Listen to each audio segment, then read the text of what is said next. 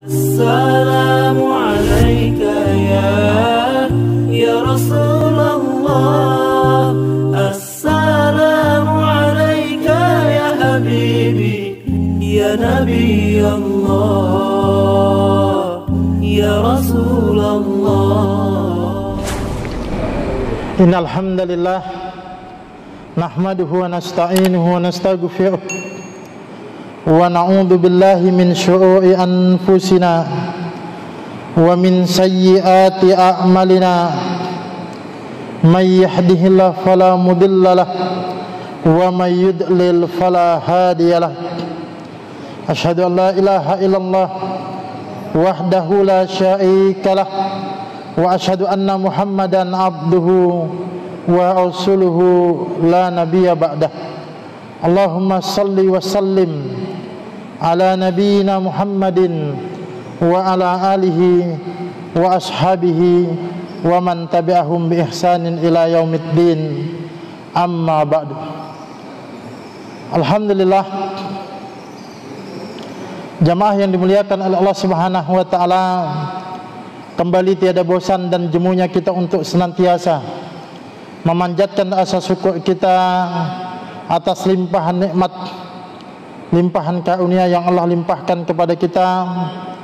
Tak lupa salawat dan salam semoga senantiasa dilimpah curahkan kepada Nabi kita, Nabi Muhammad sallallahu alaihi wasallam, keluarga, sahabat dan pengikut-pengikut beliau, umat-umat beliau yang tetap istiqamah, dan semoga kita tak masuk di antara umat-umat beliau yang mendapatkan keistiqomahan tersebut. Jamaah yang dimuliakan oleh Allah Subhanahu wa taala, kita melanjutkan sedikit pembahasan kita pada pekan yang lalu, yakni kita membacakan sebuah hadis, man qala raditu billahi rabba wa bil islami dina wa bi Muhammadin nabiyya wa rasula wajabat lahul jannah. Nabi bersabda, barang siapa yang mengatakan aku telah ridha Allah sebagai Tuhanku, Islam sebagai agamaku, dan Muhammad sebagai Nabi dan Rasulku, maka wajib baginya untuk mendapatkan surga. Jamaah yang dimuliakan oleh Allah Subhanahu wa taala, di dalam hadis itu memberikan isyarat kepada kita bahwa di antara bentuk lafaz zikir yang disunnahkan bagi kita untuk mengamalkannya adalah lafaz yang kita baca tadi, ya, raditu billahi rabba wa bil islami dina wa bi Muhammadin nabiyya wa rasulah. Itu bisa kita baca secara umum sebagai zikir dalam bentuk umum yang maknanya bisa kapan saja kita baca, karena di dalam hadis itu memang Nabi tidak mengkhususkan, ya, waktu tertentu. Nabi cuma mengatakan man qala, siapa yang mengatakan. Jadi bisa kita lafadzkan atau kita ucapkan kapan saja. Tapi nanti ada hadis yang khusus sebagaimana disebutkan di dalam kitab Hisnul Muslim, itu boleh juga untuk kita baca menjadi amal rutin kita, menjadi amal yaumiyah kita, amal harian kita. Kita baca setiap pagi dan sore sebanyak 3 kali. Nah, jamaah yang dimuliakan oleh Allah Subhanahu wa taala, sekalipun itu sebagai sebuah zikir, tapi dia bukan zikir yang dalam bentuk lisan saja. Ya, mungkin kalau dimaknakan dalam bentuk lisan saja, sudah banyak di antara kita kaum muslimin yang sudah mengenal kalimat tersebut. Bahkan mungkin di antara anak-anak kita, anak-anak TPA juga saat ini sudah menjadi, ya, hafalannya, menjadi bacaannya, raditu billahi rabba wa bil islami dina wa bi Muhammadin nabiyya wa rasulah. Itu sudah tidak asing lagi bagi mereka.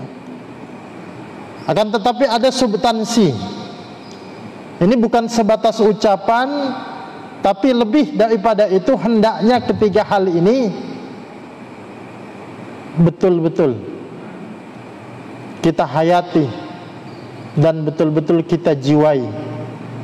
Kalau kita sudah menghayati sesuatu atau menghayati apa yang kita ucapkan ini, maka niscaya itu akan berbuah manis bagi keimanan kita, ya.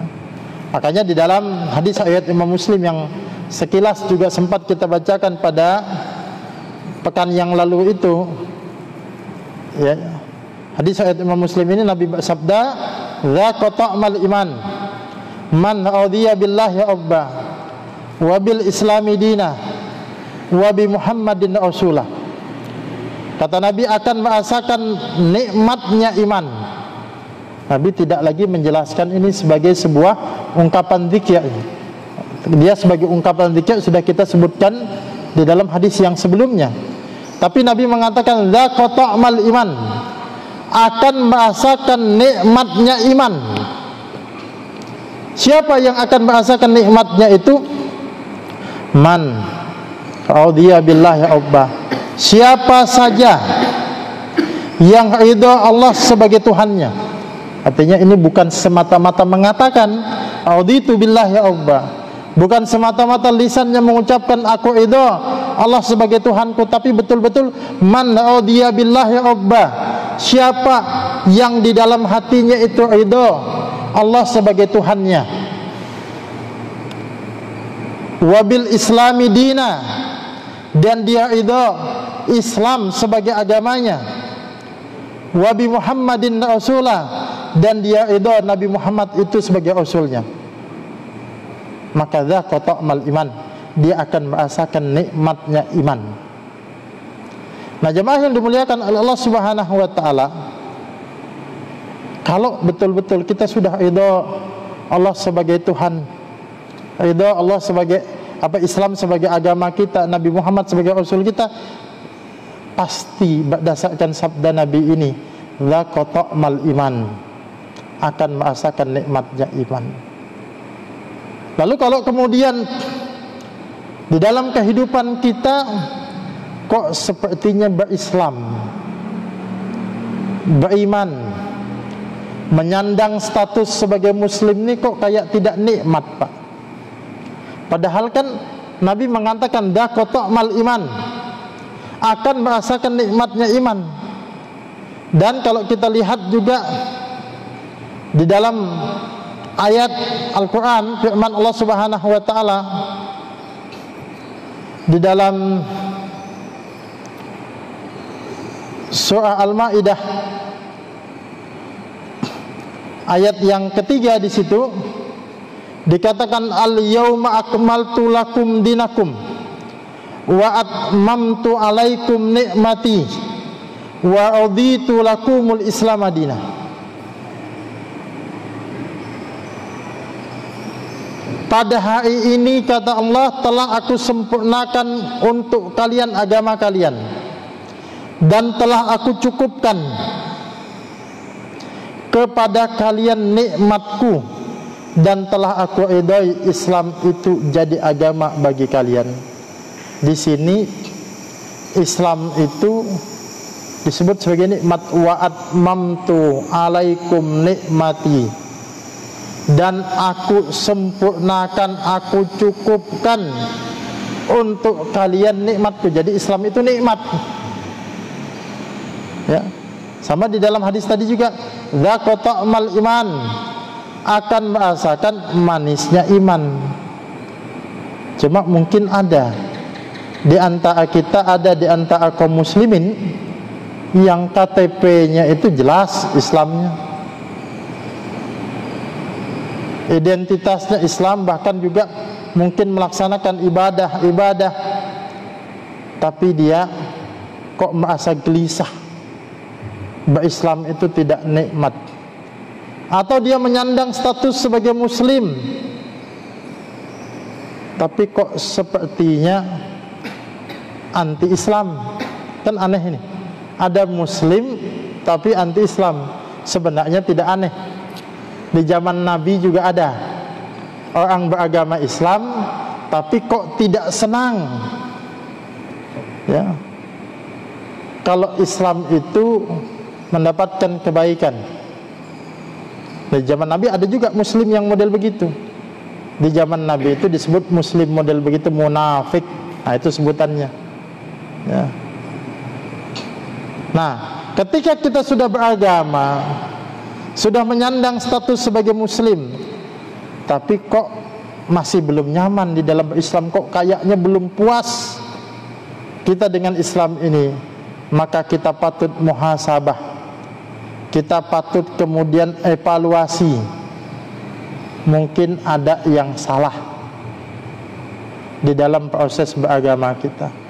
Mungkin belum sepenuhnya Allah sebagai Tuhan kita. Mungkin lisan kita sudah mengucapkan raditu billahi rabba, aku ridha Allah sebagai Tuhanku, tapi ketetapan Allah belum sepenuhnya kita terima. Kita mengatakan aku ridha Allah sebagai Tuhanku, tapi apa yang diharamkan Allah, tapi kita masih doyan, masih senang dengan apa yang diharamkan Allah. Kita mengatakan raditu billahi rabba, aku ridha Allah sebagai Tuhanku, tapi apa yang dihalalkan oleh Allah justru kita benci. Kita mengatakan raditu billahi rabba, tapi mungkin masih ada di antara kita apabila mendapatkan satu ketetapan, satu takdir dari Allah Subhanahu wa taala, kita belum berlapang dada untuk menerimanya. Bahkan kita tidak sedikit untuk menggugat Allah Subhanahu wa taala. Di mana letak keadilan Allah? Kadang-kadang ada manusia yang begitu. Ya, kadang-kadang dia sudah sholat, beribadah, ya, tapi ketika dia diuji oleh Allah Subhanahu wa taala dengan satu ujian, lalu dia seolah-olah berat menerima ujian itu dan dia mengatakan, ya Allah, mengapa engkau uji aku begini, padahal aku rajin beribadah. Malah dia coba membandingkan dengan orang lain, itu dia tidak pernah beribadah tapi hidupnya nikmat-nikmat saja, sedangkan aku begini. Di mana letak keadilanmu ya Allah? Nah, kalau muncul begini kan ini tanda menggugat Allah Subhanahu wa taala, belum ridho sebenarnya, walaupun lisannya mengatakan raditu billahi rabba. Ridho itu jemaah yang dimuliakan oleh Allah Subhanahu wa taala adalah tingkat yang paling tinggi. Syekh Muhammad bin Shalih Al-Utsaimin di dalam Syarah Riyadhus Shalihin itu menjelaskan ada 4 sikap manusia dalam menghadapi satu masalah. Nah, ini sekaligus juga kita sambil muhasabah. Kita kalau dapat musibah, ya, dapat cobaan, kita termasuk yang mana? Yang pertama, jamaah yang dimuliakan oleh Allah Subhanahu wa taala, ada model manusia yang kalau dia mendapatkan musibah, ujian dari Allah Subhanahu wa taala, dia murka. Dia tidak terima. Dia menggugat Allah Subhanahu wa taala. Ini contoh-contoh yang kita sebut tadi. Seolah-olah dia tidak terima, makanya kita terhadap satu takdir itu tidak boleh, ya, semacam melawan, menolak takdir itu. Makanya di dalam Islam segala bentuk yang menunjukkan bentuk perlawanan kepada, ya, takdir itu diharamkan.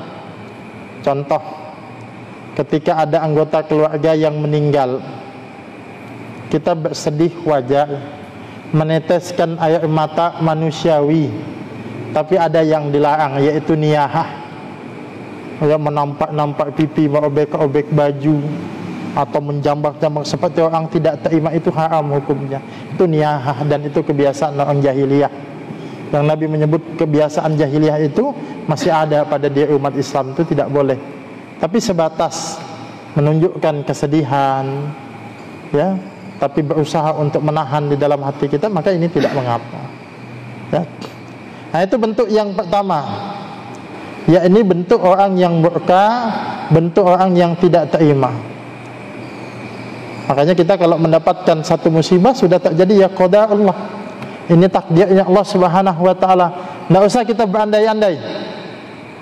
Ya, kita jalan bawa mobil kita keserempet. Coba tadi andai kata saya tidak lewat sini, andai kata saya belok sini tadi. Nah, itu berandai-andai yang tidak boleh. Semacam itu, ya. Ya. Nah, jadi cukup katakan qada Allah, ini takdirnya Allah Subhanahu wa taala. Itu tingkatan yang pertama, dan ini haram hukumnya, murka. Yang kedua, ada tingkatan yang kedua adalah tingkatan sabar. Nah, kalau sabar ini hukumnya wajib. Tingkatan sabar itu bagaimana orang yang kemudian menerima musibah, menerima satu ujian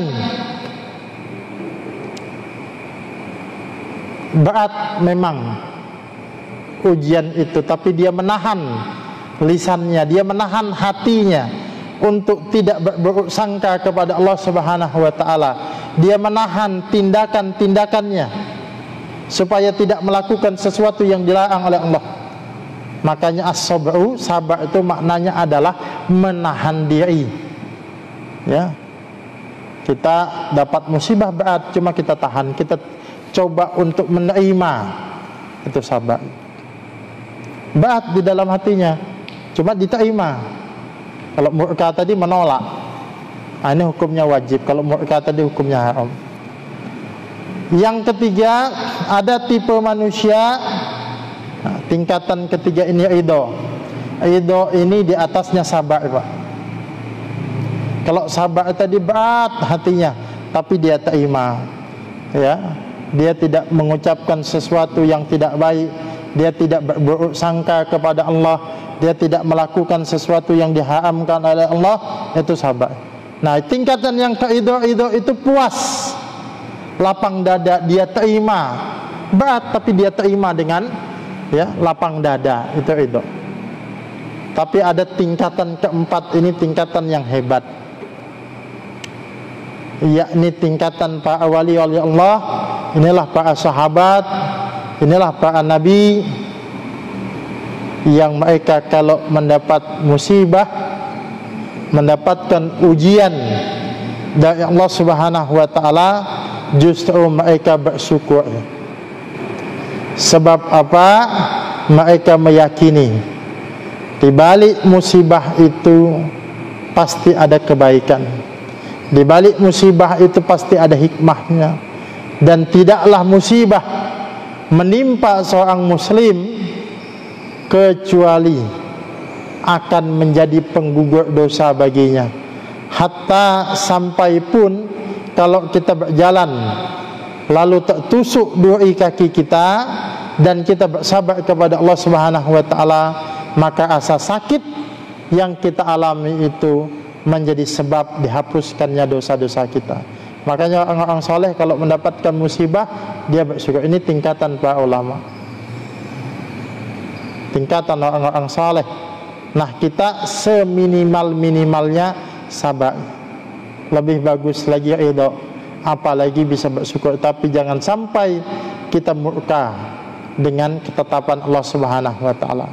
Nah, itu tadi kita katakan, jangan sampai ada lisannya raditu billahi ya Rabba, aku ridho Allah sebagai Tuhanku, tapi di dalam prakteknya dia tidak ridho Allah sebagai Tuhan. Begitu juga ada yang mengatakan, ya wabil islami dina, aku ridho Islam sebagai agamaku, tapi di dalam prakteknya jangankan ibadah-ibadah yang lain, yang prinsip saja di dalam Islam ini, salat 5 waktu saja tidak dilakukan. Dia mengatakan wabil islami dina, aku ridho Islam sebagai agamaku, tapi tempat-tempat maksiat lebih sering dia kunjungi ketimbang masjid. Masjid sepekan sekali, ada yang setahun 2 kali, Pak, ya. Nah, atau ada yang sudah melaksanakan ibadah, melaksanakan sholat, rajin datang ke masjid, tapi belum puas dengan hukum-hukum Islam, belum menerima semua aturan-aturan Allah Subhanahu wa taala, padahal agamanya Islam. Artinya dia mengatakan, aku ridho Islam sebagai agamaku, tapi masih ada, dia justru kemudian tidak suka. Atau jangan sampai ya kita umat Islam terkena satu penyakit. Penyakit ini sangat berbahaya, yang itu banyak terjadi saat ini. Islamofobia, fobia anti kepada Islam. Nah, kalau orang-orang yang bukan Islam, anti Islam kita paham, tapi jangan sampai ada orang Islam sendiri yang kemudian anti kepada Islam itu. Nah, ini kan walaupun dia mengatakan wabil Islami dina, ya, tapi perilakunya belum sepenuhnya itu, ini juga bahaya. Ya. Mungkin jamaah yang dimuliakan oleh Allah Subhanahu wa taala, karena keterbatasan diri kita, keterbatasan amal kita, bisa jadi ada di antara syariat-syariat Islam ini belum bisa kita lakukan. Tapi paling tidak kita jangan menolak syariat Islam itu. Ya.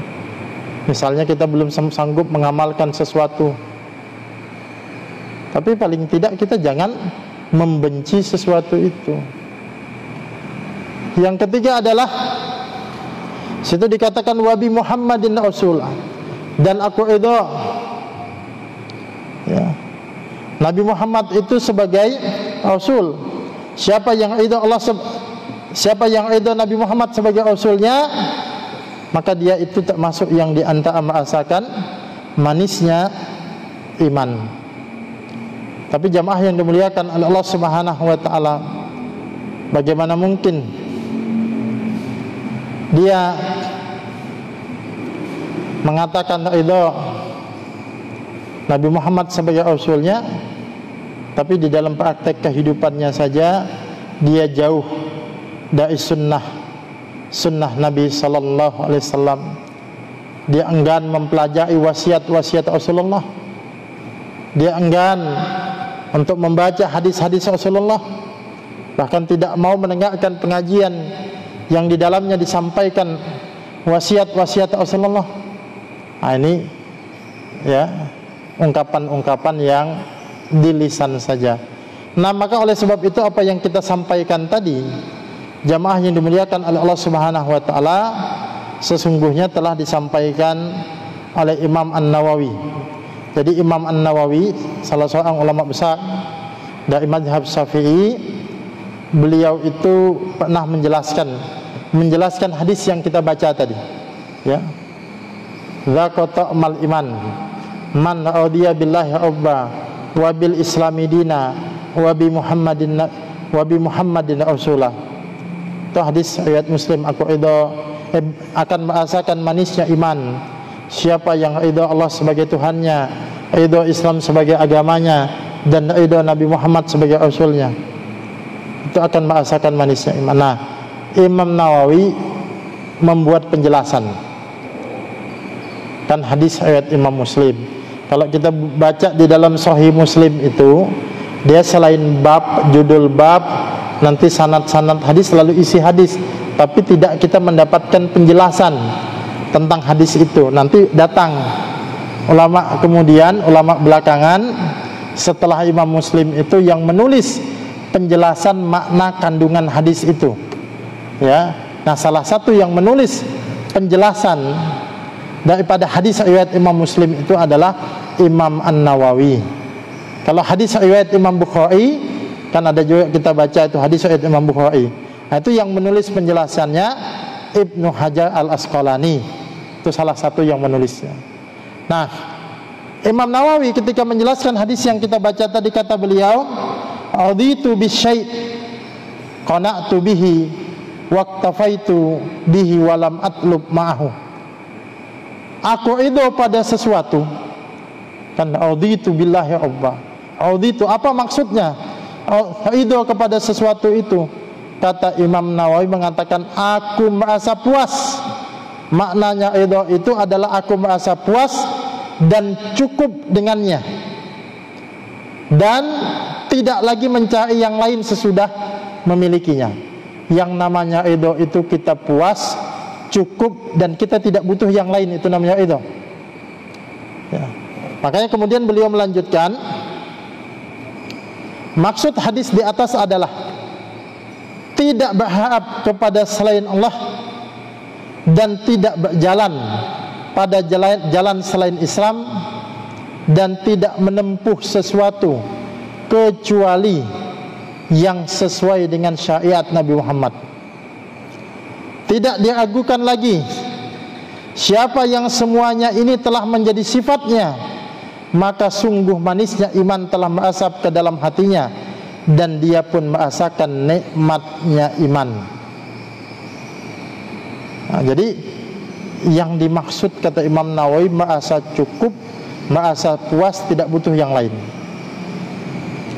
Ketika kita mengatakan raditu billahi rabba, aku ridho Allah sebagai Tuhanku, cukup, Allah lah Tuhan kita. Kita puas dengan segala ketetapan-ketetapan Allah, dan kita tidak membutuhkan Tuhan selain Allah Subhanahu wa ta'ala. Jadi kalau ada orang mengaku Allah Tuhannya, tapi di dalam praktek kehidupannya masih melakukan kesyirikan. Kalau dagang masih suka pakai penglaris, atau ada amalan-amalan yang kaitannya dengan perdukunan, ya, atau kalau ini misalnya di bulan Muharram, bulan yang mulia, bulan suci, kita diperintahkan untuk menghidupkan ibadah, menghidupkan sunnah Nabi di situ. Tapi masih ada yang cuci benda-benda keramatnya. Ya kan biasanya bulan Muharram tuh, ya, cuci kerisnya, cuci peninggalan-peninggalannya. Ya, tapi dia mengatakan Allah Tuhanku, berarti dia belum puas Allah sebagai Tuhannya. Dia kemuliaan Allah itu belum cukup bagi dia, sehingga dia butuh kemuliaan-kemuliaan yang lain. Kalau dia punya hajat, lalu yang dia datangi bukan Allah, bukan bermunajat di sepertiga malam yang akhir, yang di situ Allah berjanji, siapa yang meminta akan aku beri, siapa yang berdoa akan aku kabulkan, siapa yang memohon ampun aku ampuni.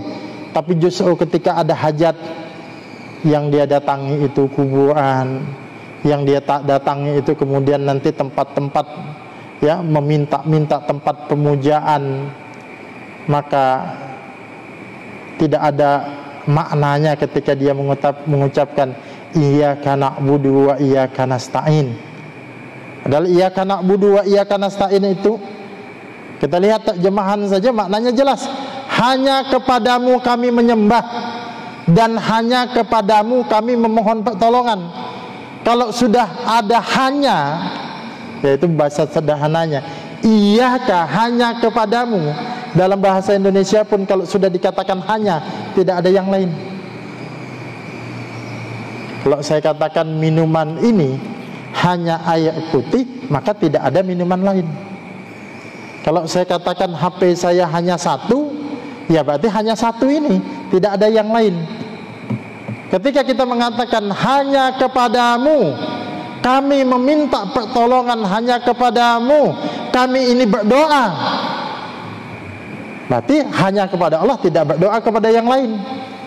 Berarti kalau dia masih meminta kepada yang lain, dia bohong dengan ucapan iyyaka na'budu wa iyyaka nasta'in. Itu dia mengkhianati apa yang diucapkan itu sendiri.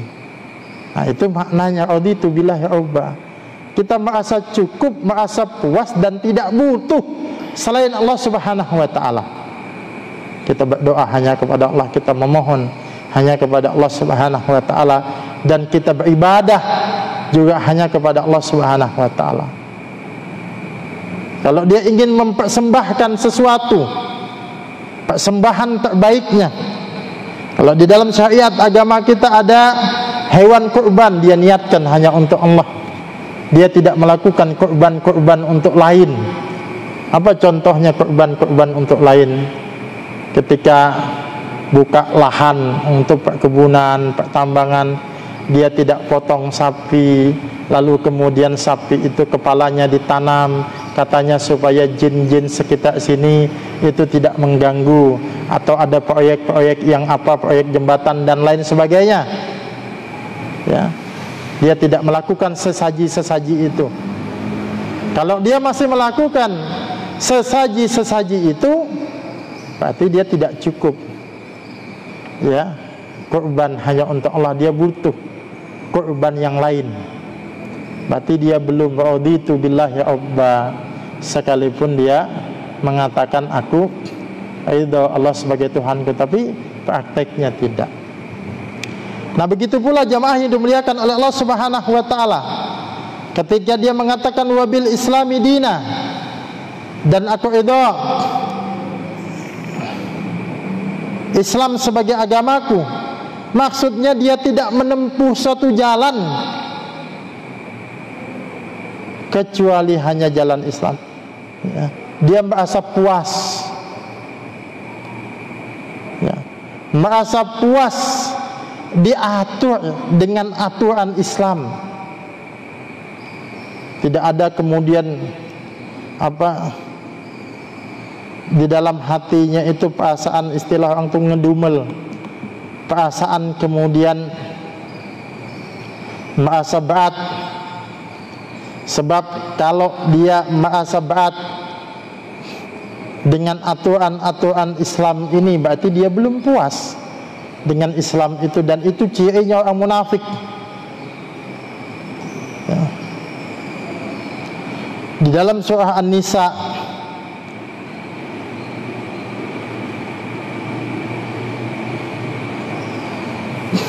ayat yang ke-65,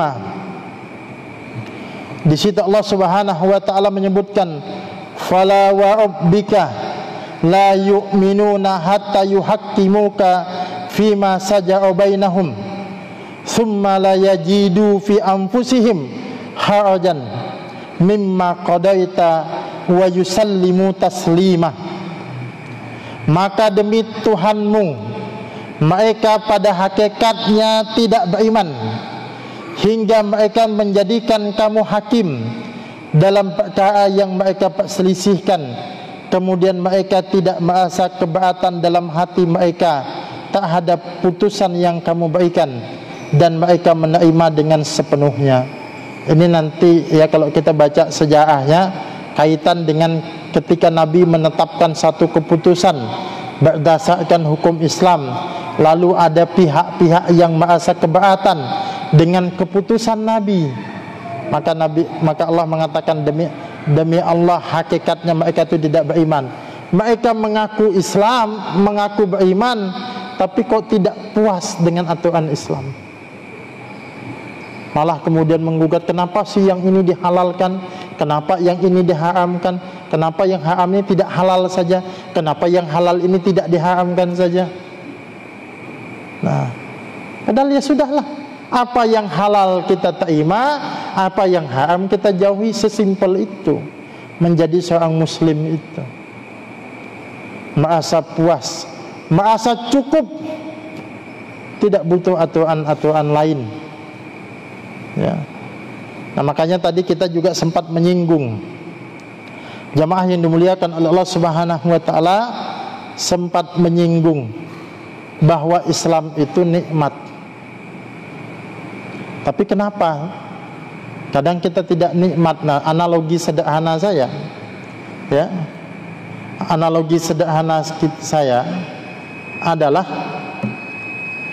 di dalam prakteknya, ya, kita itu seringkali itu tidak melaksanakan Islam itu sesuai dengan aturannya. Singkatnya begini, makanan itu akan nikmat kalau dia sesuai dengan resepnya. kelebihan garam asin, kekurangan akan hamba. Beragama ini akan nikmat kalau kita menjalankan agama ini sesuai resepnya. Dari mana resepnya? Itu Al-Quran dan hadis. Kalau kita tambah-tambah tidak ada yang di dalam Islam, menjadi tidak enak dia. Islam ini menjadi tidak sempurna. Sebaliknya juga, kalau yang ada harusnya diamalkan tapi kita tinggalkan, juga ibarat makanan tadi, kekurangan garam jadi hamba dia.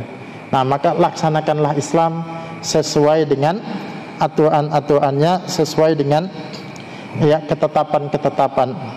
Nah, yang ketiga adalah tadi ridho Nabi Muhammad sebagai Rasul kita.